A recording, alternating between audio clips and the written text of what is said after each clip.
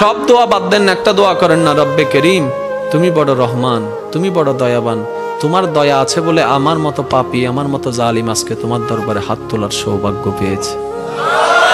আল্লাহর কাছে সবসময় দোয়া করতে হবে পজিটিভ, নেগেটিভ কোনো দোয়া আল্লাহর কাছে করা যাবে। ইসলাম কি শিখাচ্ছে জানেন?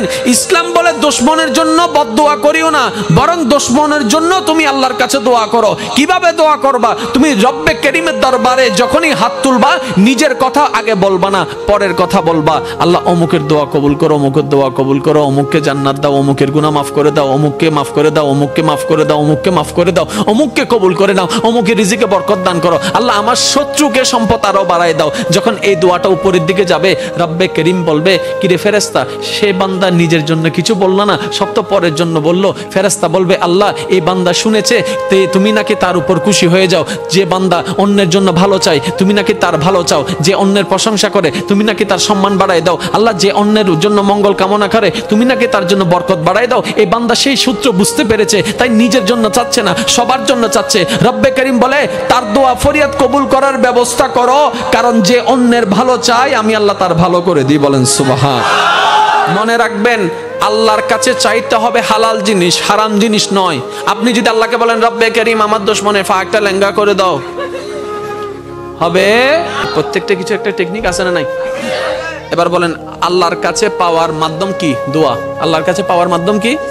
এবার আমরা দোয়া করি যে আল্লাহুম্মা আমিন। ফেরেশতা হদ্দে কেঙ্গর হদ্দে ইতা হদ্দে আমি দোয়া করি দি অদিন দোয়া হইলে ডাহাতি কি? এটা যদি দোয়া হয় ডাকাতি কি? সব দোয়া করে দিতে।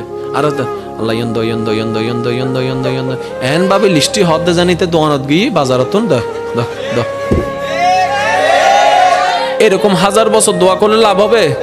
সব দোয়া বাদ দেন, একটা দোয়া করেন না, রব্বে করিম তুমি বড় রহমান, তুমি বড় দয়াবান, তোমার দয়া আছে বলে আমার মতো পাপী, আমার মতো জালিম আজকে তোমার দরবারে হাত তোলার সৌভাগ্য পেয়েছে। আল্লাহ তোমার দয়া আছে বলে আজকে আমি এখানে বসতে পেরেছি। আল্লাহ তোমার কাছে আমার একটা ফরিয়াদ। তখন আল্লাহ জিজ্ঞেস করবে, কিরে এত মায়া করে কথা বলতেছে, আমার কিছু লাগবে? তখন না বলবেন, ওনাকে কিছু বলতেই দিচ্ছেন না, আপনি সব বলতেই আছেন। এবার আপনি বলবেন, যখন রব্বে করিম জিজ্ঞেস করবে, বান্দা কিছু লাগবে, তখন আপনি বলবেন, আল্লাহ কিচ্ছু চাই না। তো কিছু একটা চা। আল্লাহ কিচ্ছু চাই না, কিছু একটা চা। এতদিন তো অনেক চাইছিস, লিস্টি বলছিস, আজকে বলবি না? আল্লাহ না, আমার লিস্টি লাগবে না, তো কি চাস? এবার আপনি বলবেন, আল্লাহ আমি শুধু তোমাকে চাই। একটু বুঝেন বুঝেন